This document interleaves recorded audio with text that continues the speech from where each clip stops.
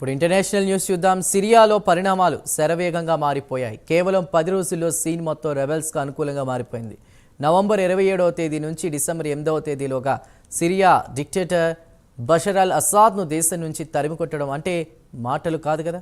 గత నెల 27వ తేదీ సిరియాలోని అతిపెద్ద నగరం అలెప్పో రెబెల్స్ చేతికి చిక్కిన వెంటనే ఒకదాని తర్వాత ఒక నగరం రెబెల్స్ చిక్కడం మొదలైంది. ఇక ఆదివారం తిరిగేసరికి సిరియా రాజధాని డమాస్కస్ రెబెల్స్ చేతికి చిక్కింది. అయితే పరిస్థితిని ముందే ఊహించిన అస్సాద్ మూడో కంటికి తెలియకుండా అంతకుముందు అంటే 3 రోజుల క్రితం రష్యా పారిపోయాడు. రష్యా ప్రెసిడెంట్ పుతిన్ ఆయనకు ఆశ్రయం కల్పించాడు. తాజా సిరియా పరిణామాలపై ప్రత్యేక కథనంలో మరింత సమాచారాన్ని తెలుసుకుందాం.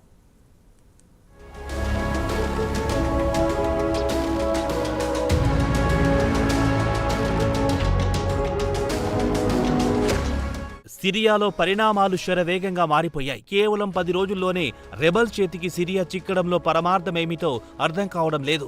ఇన్ని సంవత్సరాలు పోరాటం చేసిన రెబెల్స్ కేవలం 10 రోజుల్లో అసాద్ను గద్దెదించిన వెనుక అసాద్ అంతరంగికుల్లోనే కొందరు కుట్ర చేసి ఉంటారన్న వార్తలు వస్తున్నాయి. ప్రెసిడెంట్ దేశం నుంచి పారిపోతే ప్రధానమంత్రి మాత్రం దేశంలో ఉన్నాడు. అధికారం బదిలీ చేయడానికి పూర్తి సహాయ సహకారాలు అందిస్తానని రెబెల్స్కు చెబుతున్నాడు. అంతర్గతంగా కుట్ర ద్వారానే అసాద్ ప్రాణాలు అరచేతిలో పెట్టుకుని మాస్కోకు పరుగులు తీశారన్న టాక్ ఓవైపు వినిపిస్తుంటే, మరోపక్క అసాద్ ప్రభుత్వం ఆర్థికంగా దివాలా తీసిందని, చివరకు సైనికులకు జీతాలివ్వలేని స్థితికొచ్చారని ఇంటర్నేషనల్ మీడియాలో వార్తలొచ్చాయి. మొత్తానికి సిరియాలో సుమారు అర్ధ శతాబ్దం పాటు అసాద్ కుటుంబ పాలనకు చరమగీతం పాడినట్టయింది.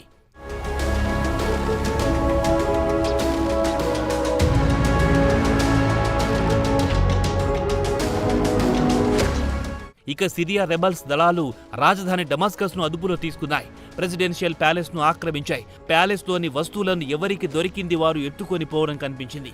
బషర్ దేశం విడిచి పారిపోయారని రెబెల్స్ చెప్పాయి. ఇక రష్యా మీడియా కూడా అసద్కు పుతిన్ ఆశ్రయం కల్పించారని తెలిపింది. క్రూరుడైన బషర్ అల్ అసద్ నుంచి డమాస్కస్కు విముక్తి లభించింది. సిరియాలో కొత్త శకం మొదలైందని రెబెల్స్ తేల్చి చెప్పాయి. ఇదే అదునుగా రెబెల్స్ సిరియాలోని నోటేరియస్ సెర్నయా జైలు నుంచి ఖైదీలకు విముక్తి కల్పించారు. ఇదిలా ఉండగా డమాస్కస్ లో అసాద్ తండ్రి హఫీజ్ స్తూపాలను కూలదోశారు. 50 సంవత్సరాల అసాద్ కుటుంబ పాలనకు ఈ రోజు విముక్తి లభించిందని రెబెల్స్ సంబరాలు చేసుకున్నారు. ప్రజలు వారికి ఘన స్వాగతం పలికారు. వారికి స్వీట్లు తినిపించారు.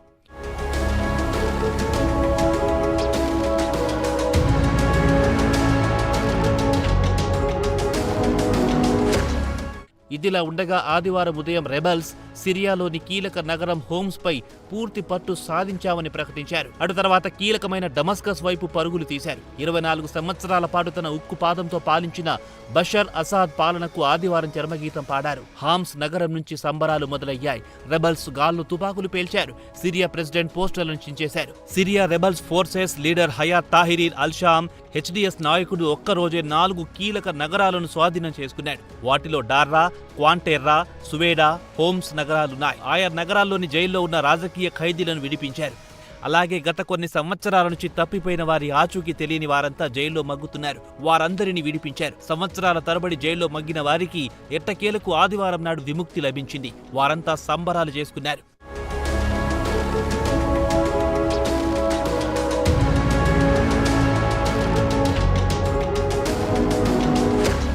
ఇక బషర్ పాలనలో ప్రజలు 24 సంవత్సరాల పాటు నరకం చూశారు. వాస్తవానికి బషర్ కంటి డాక్టర్. లండన్లో చదువుకున్నప్పుడు అకస్మాత్తుగా సిరియా రావాల్సి వచ్చింది. వాస్తవానికి బషర్ అన్నను సిరియా ప్రెసిడెంట్ చెయ్యాలనుకున్నాడు ఆయన తండ్రి హఫీజ్. అయితే బషర్ అన్న బాసిల్ కార్ యాక్సిడెంట్లో చనిపోయాడు. దీంతో బషర్కు అవకాశం దక్కింది.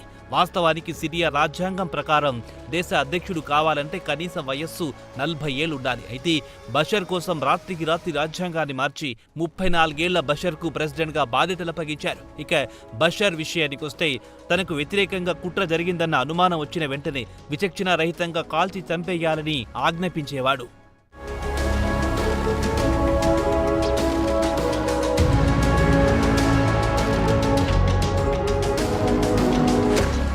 ఇక బషర్ పతనం డార్రా పట్టణం నుండి మొదలయ్యింది. అది కూడా ఒక చిన్న స్కూల్ నుంచి. 2011వ సంవత్సరం అరబ్ దేశాల్లో ప్రజలు ప్రభుత్వాలపై తిరుగుబాటు చేశారు. అన్ని ముస్లిం దేశాలే. ఇటు ఈజిప్టు, లిబియాలో గడాఫీకి వ్యతిరేకంగా ప్రజలు తిరుగుబాటు చేశారు. అదే సమయంలో సిరియాలో కూడా బషర్ ప్రభుత్వానికి వ్యతిరేకంగా ప్రజలు విసిగిపోయారు. కానీ ఎవ్వరూ ధైర్యం చేసి గళం విప్పేవారు కాదు. విప్పితే ఇక అంతే సంగతులు. అతన్ని మాయం చేయడం, చిత్రహింసలకు గురి చేసి జైల్లో వేయడం సర్వసాధారణమైంది. అయితే డార్రాలో ఓ 11 కుర్రాడు తనకు తెలుసో తెలియకో స్కూల్ గోడపై డాక్టర్ నెక్స్ట్ నీవంతు కాచుకు అంటూ హెచ్చరిక చేస్తూ రాశాడు.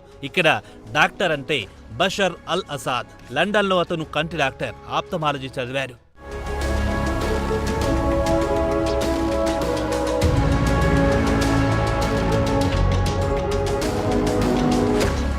ఆ విషయం కాస్త ఈ నోట ఆ నోట పడి చివరికి బషర్ చెవిన పడింది. వెంటనే స్కూళ్లకు పోలీసులొచ్చి గోడపైన ఎవరు రాశారో పేరు చెప్పాల్సిందిగా బెదిరించారు. అయినా గోడ మీద రాసిన విద్యార్థి పేరు ఎవ్వరు చెప్పలేదు. మరుసటి రోజొచ్చి మొత్తం 11 మంది విద్యార్థులను అదుపులో తీసుకుని వారిని చిత్రవధ చేశారు. దీంతో సిరియా మొత్తం నిరసన వెల్లువెత్తాయి. విద్యార్థులను విడుదల చేయాలని ప్రజలు రోడ్డుకెక్కారు. దీంతో దిగొచ్చిన ప్రభుత్వం వెంటనే 11 మంది విద్యార్థులను విడుదల చేసింది. అయితే అప్పటి విద్యార్థుల పరిస్థితి దారుణంగా తయారయ్యింది. లేచి నించోలేని పరిస్థితి ఉండడం వల్ల ప్రజల్లో ఆవేశం పెల్లుబీకింది. ప్రభుత్వానికి వ్యతిరేకంగా తిరుగుబాటు చేశారు. అంతే, పోలీసులు వారిపై విచక్షణారహితంగా దాడులు చేయడంతో యావత్ దేశం భగ్గుమంది. విద్యార్థులపై జరిగిన దాడి అలా అలా పెరిగి చివరకు సివిల్ వార్ రూపం దాల్చింది.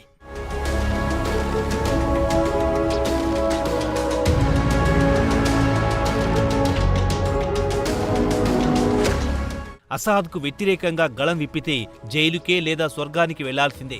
అసాద్కు వ్యతిరేకంగా ప్రతిపక్షాలన్నీ కలిసి రెబల్స్గా మారాయి. అసాద్ను గద్దె దించేదాకా నిద్రపోమని ఇన్ని సంవత్సరాలు యుద్ధం చేశారు. కాగా అంతర్యుద్ధంలో రష్యా, ఇరాన్లు అసద్కు మద్దతుగా నిలిచాయి. ఇక ఇరాన్ విషయానికొస్తే షియా మతస్థులు ఎక్కువ. బషర్ కూడా షియానే. అయితే ఇక్కడ ఆశ్చర్యం కలిగించే అంశం, సిరియాలో షియా మతస్థులు కేవలం 16% మైనార్టీలు ఉన్నారు. మిగిలిన వారంతా సున్నీలే. మైనార్టీల అధికారం చెలాయించడాన్ని సిరియన్లు జీర్ణించుకోలేకపోయారు. ఇక అమెరికా, పాశ్చాత్య దేశాలు రెబల్స్ కు అండగా ఆయుధాలు సమకూర్చాయి. ఈ అంతర్యుద్ధంలో 5 లక్షల మంది పౌరులు చనిపోతే సుమారు 7 లక్షల మంది ఇతర దేశాలకు పారిపోయారు.